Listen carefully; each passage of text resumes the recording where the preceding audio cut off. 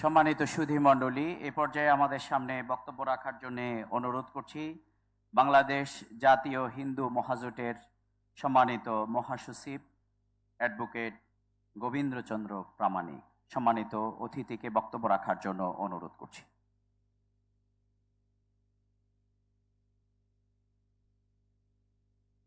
আমাদের দেশে হবে সেই ছেলে কবে, কথায় না বড় হয়ে কাজে বড় হবে। এখন থেকে 200 বছর আগে এই বাংলার মনের কথা বলেছিল কুসুম কুমারী দাস। 200 বছর পরে বাংলার যে আশা আকাঙ্ক্ষা, সেই আশা আকাঙ্ক্ষা প্রতিফলন ঘটিয়েছে জামাতে ইসলাম। যে কাজ অন্যরা কেউ করে নাই, সেই কাজ আজকে জামাত ইসলামী করেছে। আজকে শহীদের যে স্মৃতি, সেই স্মৃতির বই রচনা করা উচিত ছিল সরকারের, অন্য বড় দলের।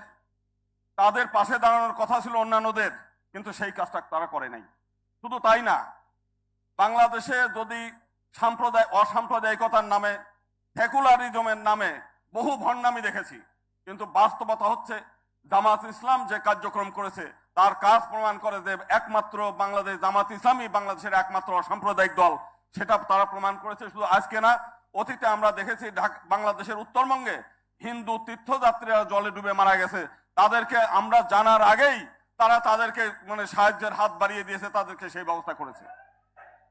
আজকে আমাদের এই দেশে রাজনীতির কথা শুনলে মানুষের মধ্যে এই করে যে রাজনীতি করেন না।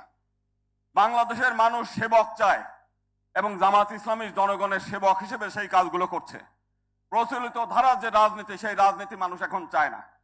এখন মানুষ উদ্গ্রীব হয়ে আছে যে এই দেশ সব সংগঠনকে দেখেছে, এই দেশের আলেম ওলেমাদের দ্বারা, ধার্মিক লোকদের দ্বারা এই দেশ একবার দেশ পরিচালনা হোক, সেইটা চায়। এবং আমরা চাই যে আগামী দিনে জামাত ইসলামের নেতৃত্বে এই দেশ পরিচালিত হবে।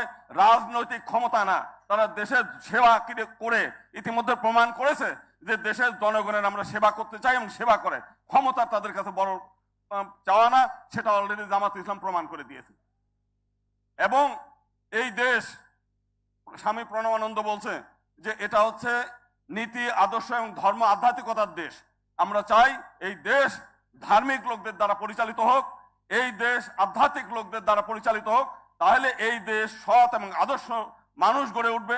আমরা জামাত ইসলামের আগে 2 জন মন্ত্রীকে দেখেছি যে তাদের বিরুদ্ধে নানান অভিযোগ থাকতে পারে, কিন্তু তাদের বিরুদ্ধে দুর্নীতির অভিযোগ আসে নাই। আমি আজকে আসার পথে একজন বলছিল যে একজন চোর, সে চোরও চায় না যে তার রুমের মধ্যে আরো 2টা চোর থাক, অসৎ লোক থাক, কারণ তার চুরি করার জিনিস যেন চুরি না হয়ে যায়। তো সেই কারণে বাংলাদেশের প্রতিটি মানুষ চায় যে একটা সৎ আদর্শ এবং সৃষ্টিকর্তার আইন দ্বারা এই দেশ পরিচালিত হবে, সেইটা চায় এবং আমরা সেই দিনের অপেক্ষায় আছি। ধন্যবাদ। সম্মানিত সুধী মণ্ডলী, আমন্ত্রিত অতিথিবৃন্দ, এ পর্যায়ে আমাদের সামনে গুরুত্বপূর্ণ